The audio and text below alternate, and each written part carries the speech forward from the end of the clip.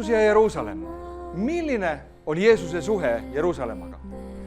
Kas oli Jeruusalemmal tema jaoks suurem tähendus kui muudel linnadel? Evangeeliumid dokumenteerivad, et Jeesus viibis Jeruusalemmas sageli. Kas oli selle põhjuseks vaid kaunite pühade ürituste külastamine või oli tema suhtes Jeruusalemmaga peidus ka midagi sügavamat? Jeruusalemm muutis Jeesuse kirglikuks. Sisenedes templisse haaras teda raev, kui ta nägi, et selle keskmes ei ole Jumala teenimine, vaid äritegevus. Pöörates ümber rahavahetajate lauad, sai nii mõnigi basaarnik tema käest valusalt piitsaga üle turja, sest nii oli temast ette ennustatud.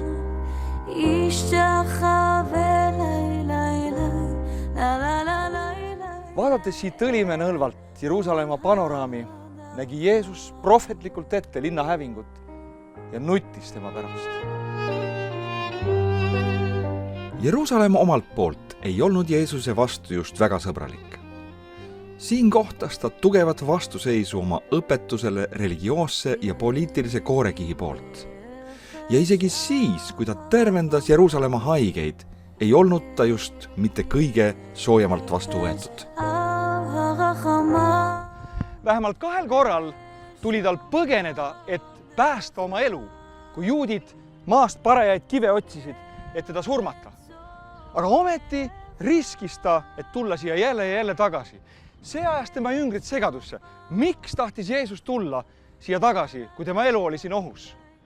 Jeruusalemm, see oli Jeesuse südame armastus.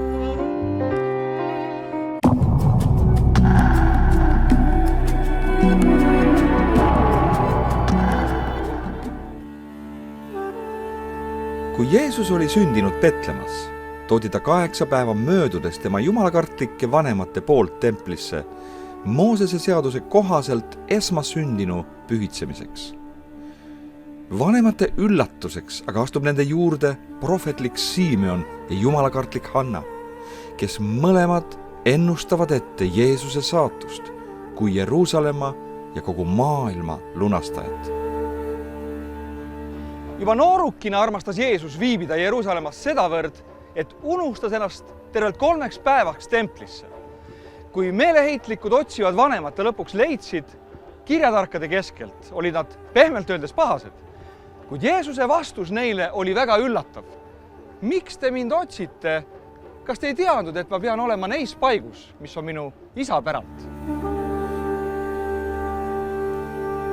Jeesuse elu mitmetel Jeruusalemmas viibimise kordadel tervendas ta siin haigeid. Ta häbistas oma vastaseid, kes tegid katset talle püünist seada maksumaksmise küsimuse seletamisega. Neil päevil õpetas ta palju oma jüngritele lõpuaegade endemärkidest ja jutlustas tuliselt fariseridele, võrreldes neid lubjatud haudadega, mis pealt kaunid, kuid seest täis surma.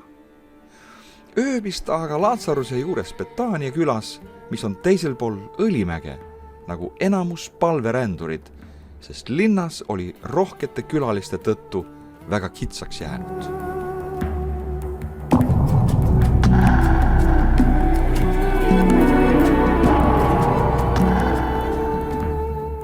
Tänases Jeruusalemmas ei ole eriti palju alles käega katsutavat sellist, mis meenutaks meile Jeesuse aegset Jeruusalemma, sellist, mida Jeesus nägi.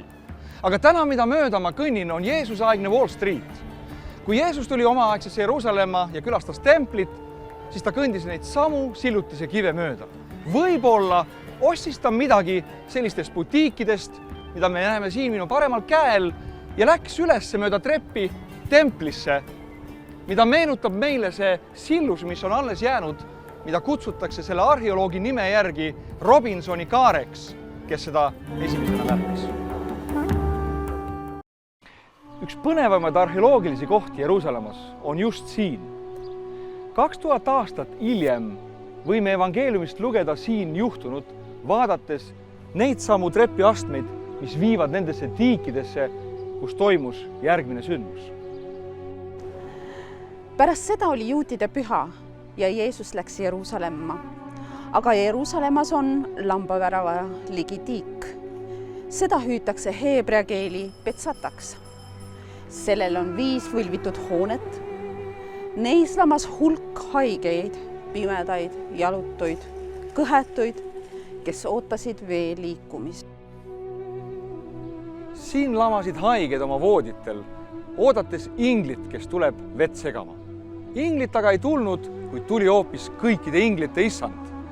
Tiike kutsuti Beit Hesdaks eesti keeles armumajaks, kus Jeesus andis armu 38 aastat haige olnud mehele, tõstes teda üles haige voodilt ühe silmapilgu.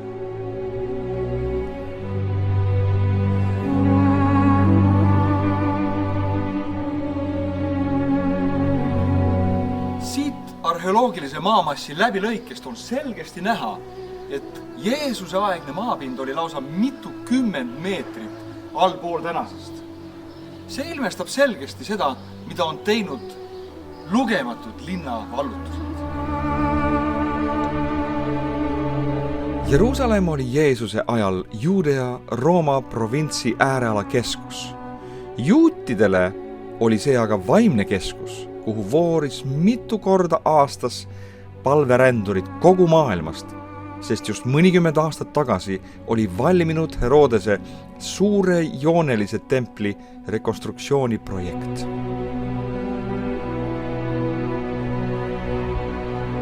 Herodese tempel oli sedavõrd võimas, et isegi tänases maailmas oleks see konkureerinud maailma kõige grandioossemate ehitistega. Kui arvestada veel seda, et Jeesuse ajal elati karustes kivimajades, siis need lihtsad inimesed, kes tulid ja nägid templit, neile oli väärt, et matkata mitmeid päevi, et tulla ja heita vaid üks pilk templile.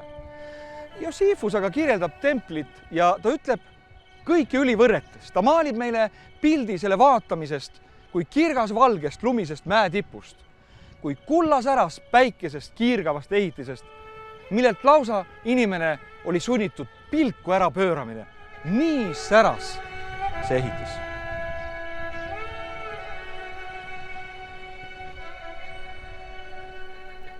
Kahtlematult oli Jeesuse-aegne Jeruusalemm kõikide aegade hiilguse tipus. Herodese amfiteater, hipodroom, arenenud üla- ja alalinn oma palleedega, müüridega, roomlaste luksuslikud residentsid, haiglad, hästi toimiv veevarustus, kõik vajalik ja tarvilik ühele tolleaegse regiooni tõmbekeskusele. Umbkaudne linna populatsioon võis sellal olla 30–50 000, kuid see arv vähemalt 10-kordistus palverännaku pühadel. Kõik Jeruusalemma külastajad aga vajasid toitu, vett, öömaja, arstiabi. See omakorda käivitas turismibisnessi, mis elavdas linna majandust, pakkudes tööd ja sissetulekut paljudele jeruusalemlastele.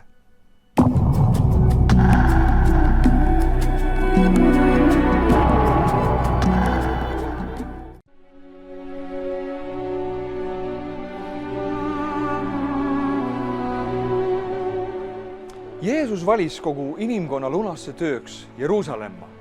See polnud juhusega asjade kokkusattumus, et just neil paasapühadel ta tapetakse. See oli tema jumalik valik, et just selles maises linnas saaks toimuda taeva ja maa lepitus. Siiski ma pean rändama veel täna ja homme ja ülehomme, sest ei sobi, et prohvet hukataks mujal kui Jeruusalemmas.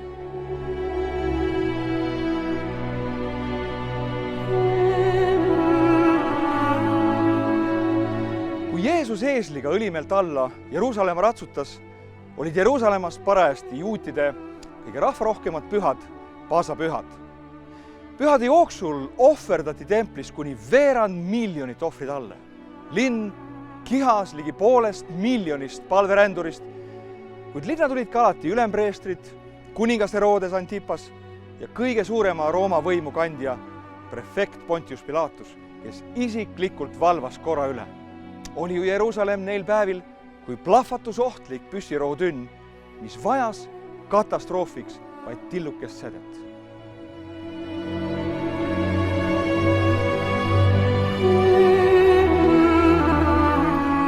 Markus ja Luukas mainivad oma evangeeliumites galilealaste mässust Jeruusalemmas, mille Pilaatus oli jõhkralt maha surunud. Üks mässajatest oli röövel nimega Barnabas, kellega tuli Jeesusel peatselt kohtuda silmast silma. Järgmisel päeval oli paasapühade eelõhtu, kus Jeruusalemma kodudes toimus Pesach Seder, paasapüha söömaaeg. Seda toimetati just nii, nagu Jumal oli Iisraeli rahvast seda käskinud pidada alates Egiptuse vangipõlvest pääsemisest. Ka Jeesus ja tema jüngrid istusid koos paasatalle süües Sioni mäel, kohas, mida kutsutakse lihtsalt ülemiseks toaks. Pesach Sederi käigus tegi Jeesus midagi märkimisväärselt. Ta võttis leiva, murdis, ütles oma jüngritele, see on minu ihu, mis antakse teie eest. Seda tehke edaspidi minu mälestuseks. Seejärel võttis ta veiniga karika, õnnistas, andis oma jüngritele ja ütles, see on uus leping minu veres, mis teie eest valatakse. Leib ja vein, nende kahe sümboli vahendusel tehti verelepingusse sisenemise rituaali juba alates Abrahami päevist. Jeesus, kes esindas taevast, ulatas lepingu karika ja leiva oma jüngritele, kes esindasid maa peal elavaid inimesi. See oli uue lepingu sõlmimise ajalooline hetk siin Sioni mäel ülemises toas. Juudas Iskariot, üks neist 12 jüngrist, armastas oma elus üle kõige raha. Ta nägi Jeesuses võimalust rikastuda, sest selleks hetkeks oli tema pea eest poliitilise eliidi poolt välja käidud pearaha. Need 30 kõlisevat hõbedast rahaühikut veeresid tol öösel tema kukrusse, mille hinnaks oli Jumala poja Jeesuse elu. Siin on paik nimega Getseman, heebrea keeles tõlkes Gatšemen, mida nimetatakse õlipressiks. See on aed, kus Jeesus sageli peatus oma jüngritega palvetamiseks ja ööbimiseks, kuid seekord oli Getseman Jeesuse jaoks verepisarate valamise paigaks. Jeesus võitles siin viimast võitlust enne eelseisvat kohutavust. Siin survati ja pressiti teda sellel öösel, nagu pressitaks oliividest õli. Pingelises heitluses tilkus tema otsaesiselt verepisaraid, niisutades nende samade iidsete oliivipuude juuri. Järgmises vaatuses ilmub välja Juudas koos relvastatud arreteerimissalga meestega. Siit algavad Jeesuse elu viimased 12 tundi. Aegade kulminatsioon, mille käigus sai täidetud Jumala lubadus Edenis. Maopea saab purustatud. Jeesuse jaoks aga olid need 12 tundi lõputud agoonia tunnid.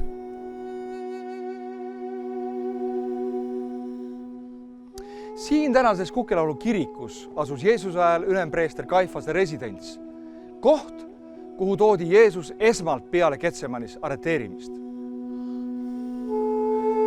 Kusagil siinsetes ülempreestri õue keldrites oli lühiajaliselt aheldatud vang Jeesus Kristus, kes ootas Kaifase ülekuulamist ja veidi eemal soojendas ennast sütetule ääres Peetrus, jälgides pingsalt Jeesusega toimuvat. Tema jaoks aga lõppes see öö fiaskoga. Kui kukk laulis, oli ta juba 3 korral jõudnud vandudes tunnistada, et ei tunne seda Jeesust, kes seotult eemal seistes ootas oma saatust.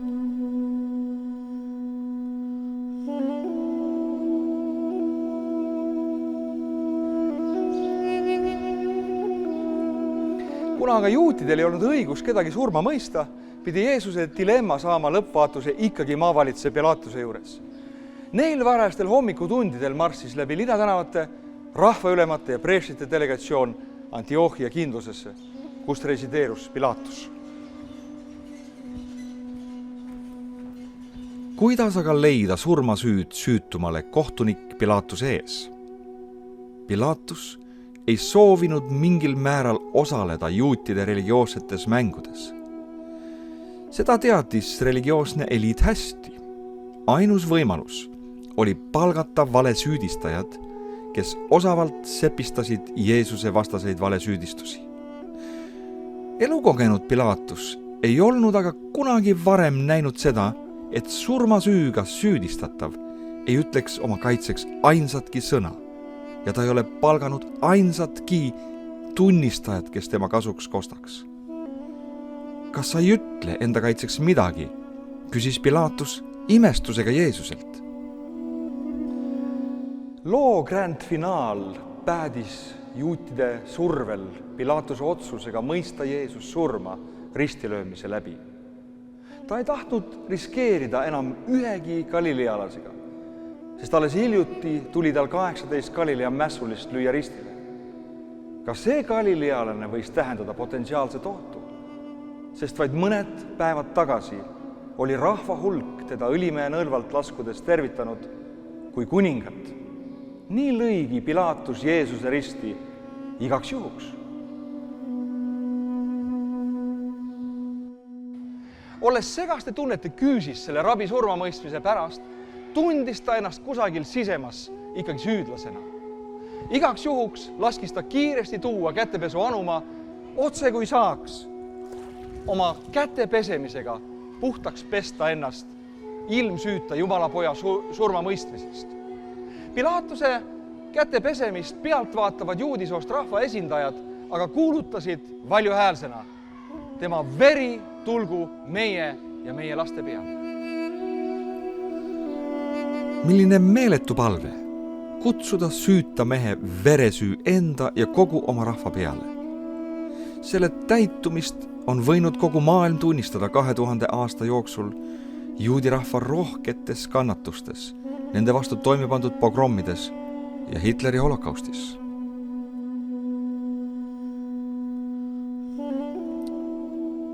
Mööda kitsaid Jeruusalemma tänavaid taarus Jeesus ristiga läbi tunglevatest rahvamassidest.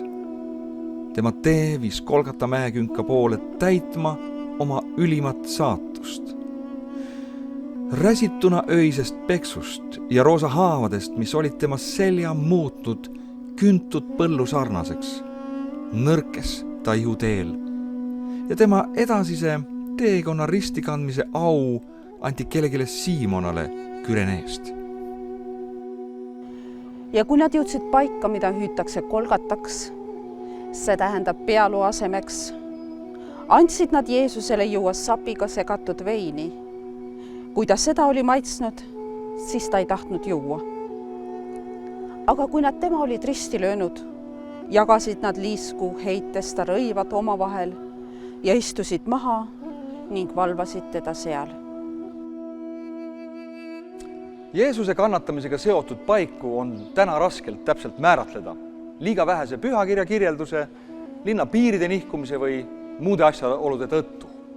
Kindlalt võime vaid teada seda, et eespool kirjeldatud piiblisündmused leidsid aset Jeruusalemmas paasapühade ajal umbes 2000 aastat tagasi kuningas Herodes Antipase ja maavalitseja Pilaatuse ajal.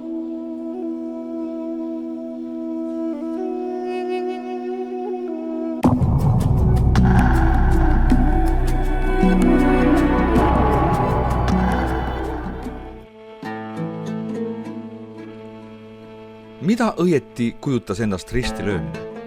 Selle julmat toimingu detaile kirjeldab meile ajalookroonik Josephus järgmiselt.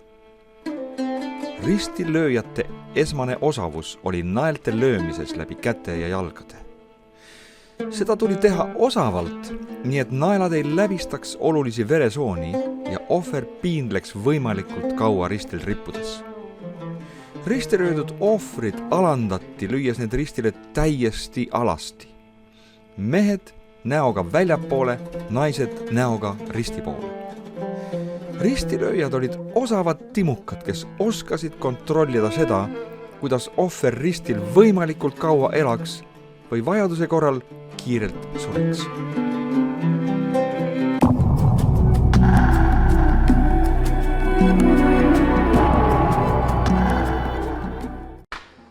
Te Tema ihu võeti ristilt enne päikeseloojakut, sest oli algamas hingamispäev. Ta ihu pandi meile tundmatuks jäänud hauakoopasse. Haua suule veeretati suur kivi, mis pidi enda selja taha igaveseks sulgema ajaloo peatüki selle tundmatuks jäänud Galilea rabi elust. Jeesuse aegsed matmispaigad olid kaljukoopad, kuhu maeti perekonniti. Suletud hauda jäeti oma lähedaste ihud aastateks kuivama. Pärast kuivamise protsessi lõppemist asetati kondid luukarpi ehk ossuaariumisse, mis paigutati samasse kaljuhauda. Selliseid on leitud Jeruusalemmast rohkesti. Põhiliseks paigaks, kus täna ustakse Jeesuse haua olevat, on ristiusu kõige olulisem kirik maailmas, Püha Haua kirik. Selle paiga määras keiser Konstantinuse ema Helena ühe vana juudi mälestamise järele ametlikuks Jeesuse ristilöömise ja matmise paigaks. Sisenedes kirikusse peauksest saab üles ronida treppi mööda Golgata kaljule, kus on 3 risti augud. Sellest allpool asetseb lapik kivi, kus Jeesuse ihu pärast ristilt võtmist võiti ja alati pika palverändurite järjekorraga auakabel, millele on peale ehitatud kappi meenutav ehitus ediküll. Kiriku allkorrusel on üks vana katedraal, kus on leitud ladinakeelne kiri "Oh issand, me oleme tulnud". See kiri on dateeritud 3. sajandisse ja osutub faktile, et siin on kunagi kohtunud algkristlased. Kas see tähendabki seda, et nad on tulnud tema hauale?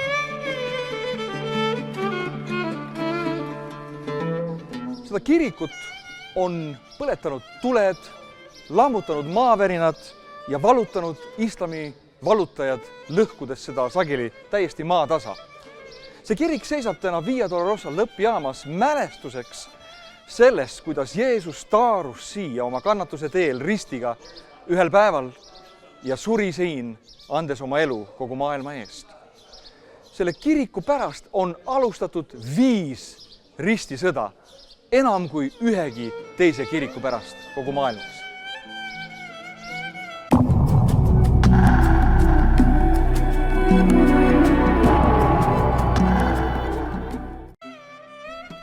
Tuhande 841. aastal istus Briti kindral Gordon linna müüril Damaskuse värava kohal ja luges Uut Testamenti. Talle hakkas silma põhja suunas asuv kalju, mis meenutas oma kujult inimese nägu. Britid ostsid endale selle maavalduse ja hakkasid seal tegema väljakaevamisi. Nad leidsid siit rikka mehe viinamarja istanduse, perekonna haua, tohutu veesisterni ja isegi veinipressi. Paigas on olemas kõik elemendid, mis on kirjeldatud evangeeliumites Jeesuse matmispaigaks oleva koha ümbruses. Kuigi arheoloogid vaidlevad selle koha autentsusele tuliselt vastu, on see paik siiski lemmikuks paljudele palveränduritele. Neile on saanud see lemmikuks sellepärast, et siin on väga hea teha leivamurdmist, mõelda, mõtiskella, teha palvekoosolekuid ja kõik need hetked mõjuvad selles aias väga-väga eriliselt. Ükskõik, kus ka tõeline Jeesuse haud ei oleks, on meil täna võimas teadmine, et see suutis teda hoida surmavangistuses vaid 3 päeva. Siis koitis tõehetk. Jeesus tõusis üles surmast, just nii, nagu ta oli lubanud. Sel aulisel hommikul koitis üle Jeruusalemma ja kogu maailma uus hommik kogu inimkonnale.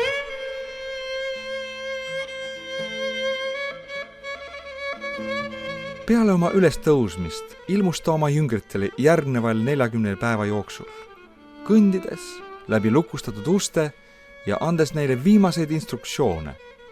Kõige olulisem, mida ta neile ütles, oli järgmine.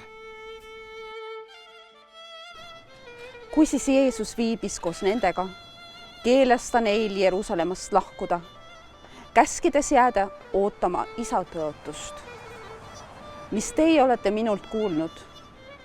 Johannes on küll ristinud veega, aga teid ristitakse püha vaimuga üsna varsti pärast neid päevi.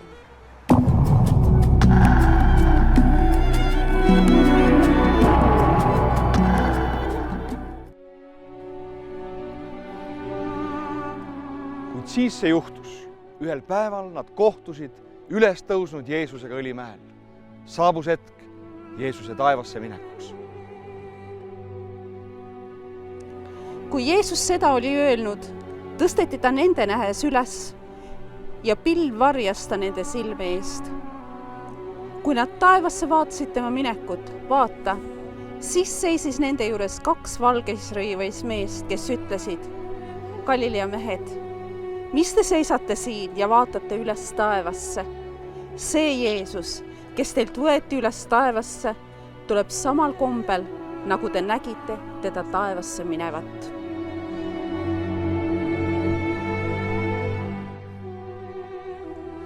Jeesus lahkus siit maa pealt taevasse tõotusega.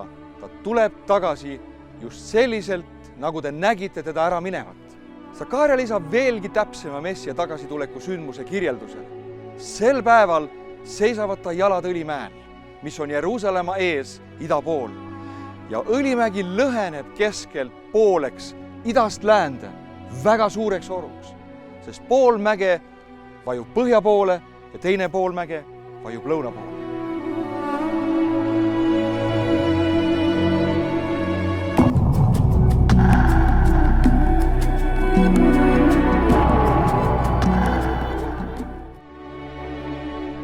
Jeruusalemm oli koht, kus pidi aset leidma järjekordne jumalike sündmuste jadas olev ajalooline sündmus ehk püha vaimu tulek kogu inimkonna peale.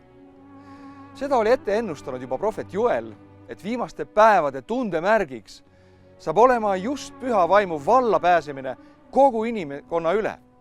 Nüüd aga oli see sündmus vaid päevade kaugusel. Ja selle sündmuse aset leidmise paik ei olnud jälle mitte kusagil mujal maailmas kui siin selles paigas Jeruusalemmas ülemises toas.